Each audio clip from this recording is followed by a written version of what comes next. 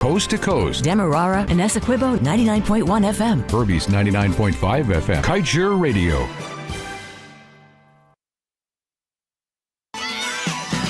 Keep calm, but listen on. Rocking the waves with Kaieteur Radio. Demerara and Essequibo 99.1 FM. Berbice 99.5 FM.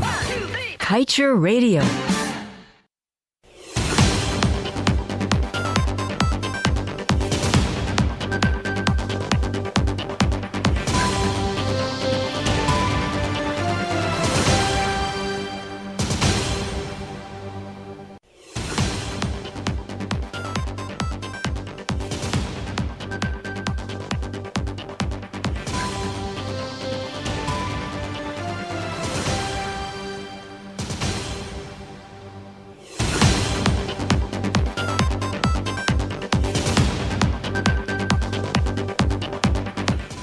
With your news at this time, that's your main newscast for today, Sunday, June 4th, 2023. My name is Joshua Van Slykeman. Let's get to the news in details.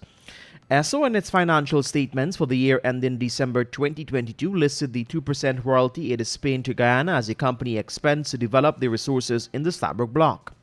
Under the 2016 production sharing agreement, expenses that are part of the production activities can be recovered or claimed back by the operator. Last year, after constant back and forth, the government declared that the ExxonMobil is not recovering the meager 2% royalty it is paying to the country.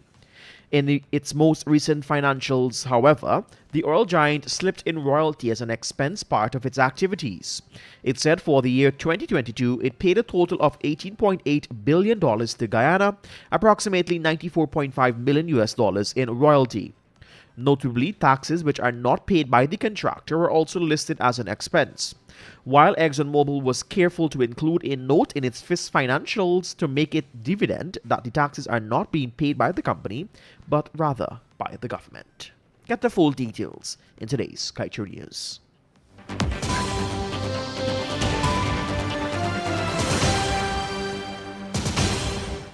The PNC has finally revealed its position on the oil and gas sector. At its weekly press conference on Thursday, the party led by Mr. Aubrey Norton shared its plans for the industry, announcing that it will engage American oil major ExxonMobil for more benefits for Guyana within the first 50 days in office.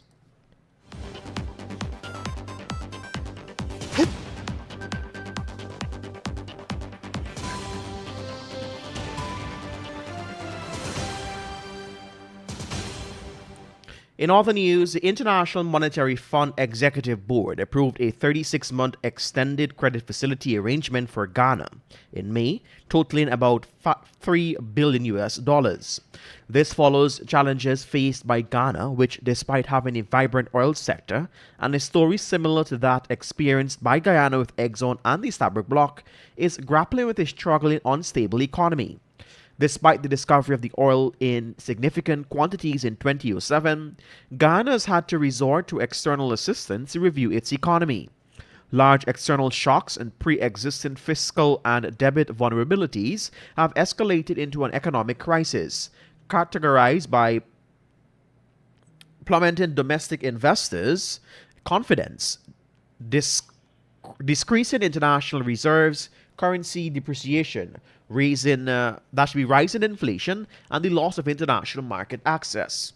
The result was an increasingly constrained domestic financing environment and a resilient on monetary financing of the government. And in other news, fair oil deal advocate and businessman Glenn Lau has called on Vice President Barrett Jagdeo to step down from office or be removed, accusing the former president of poorly managing the oil and gas sector and also constantly misleading citizens about the same. Mr. Lal said Jagdeo cannot be trusted, exposing instances of the VP's double-speak. Jagdeo has been accused of championing the cause of ExxonMobil over Guyana. Although the American oil giant has thus far refused to renegotiate a lopsided oil pact it signed with the former APNU AFC government, it is not the first time Lal has called on the removal of Jagdeo. Several other opposition spokespersons have also made similar calls. Speaking in one of his recent TikTok presentations, Mr. Lal said every citizen must listen to Jagdeo and assess whether he should be sitting at his desk as a so-called defender and protector of Guyana.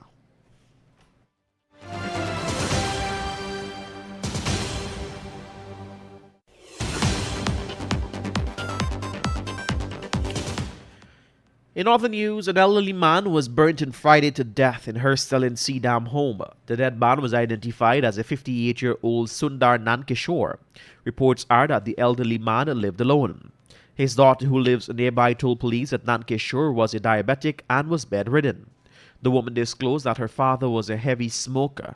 She recalled that while sitting on her veranda, she saw smoke coming from his house. As a result, she and her brother rushed over to their father's home, only to find him on a burning bed. An alarm was raised and neighbors formed a bucket brigade and extinguished the fire. They called an ambulance and the emergency response team on board pronounced him dead at the scene. In other news, Dontu Radzik, a citizen with an established history of rights advocacy since the 1970s, has moved to the High Court, challenging the legality of two serving members of the Environmental Assessment Board, Dr. Mahindra Sharma and Mr. Joycelyn McKenzie, in relation to their involvement in deliberating and deciding on appeals against the Environmental Protection Agency's exemption of the government's 300 megawatt of power plant for the Gas Ashore project from an environmental impact assessment. In other news, the government of Guyana often speaks highly of principles of transparency and accountability. However, its actions at times do not hold to the same standard. Its actions at times do not hold to the same standard. Guyana's extractive sectors have been plagued by a lack of transparency and controversy surrounding negotiating practices. However, recent developments have shown progress, such as the government's publications of the mining deals after Kaieteur News' tireless 2-year campaign. As Guyana prepares to finalize regulatory approval and commercial agreements for the gas-to-energy project, the largest investment in its history, it will be crucial to prioritize the transparency of this project.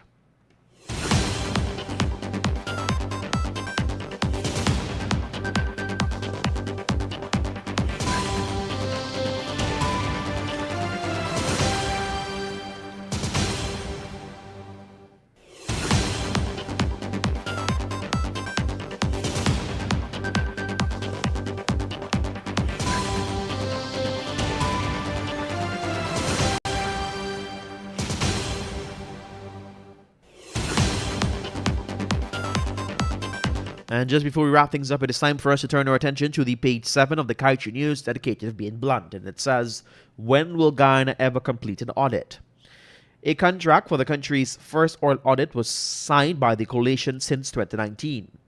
We are now in 2023, and the final report still cannot be issued. An incomplete document was leaked to the press, indicating that we may have been robbed over $214 million on the $1.6 billion cost being claimed by ExxonMobil. Another contract was signed in 2022 to audit the expenses of the oil company between 2018 and 2020. This process is still ongoing. When will we commence auditing the bills beyond this period? Is this government truly concerned about the billions of US dollars in expenses we are raking up, or are they too busy pumping?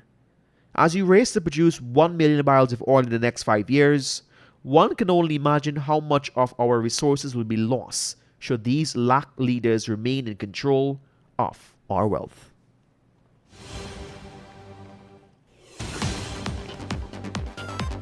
And with that, we've come to the end of your main newscast on Kaieteur Radio 99.1 and 99.5 FM. For these stories and much more, pick up a copy of the Kaieteur News at a newsstand near you for just $100 Ghana Monday to Saturday, and on Sundays for $150 Ghana. I'm Joshua Van Sleckman. Thank you for joining us. Have a great remainder to your Sunday. Coming up in just about 20 minutes, it'll be time for a rebroadcast of the last Monday's edition of the Glenn Nall Show.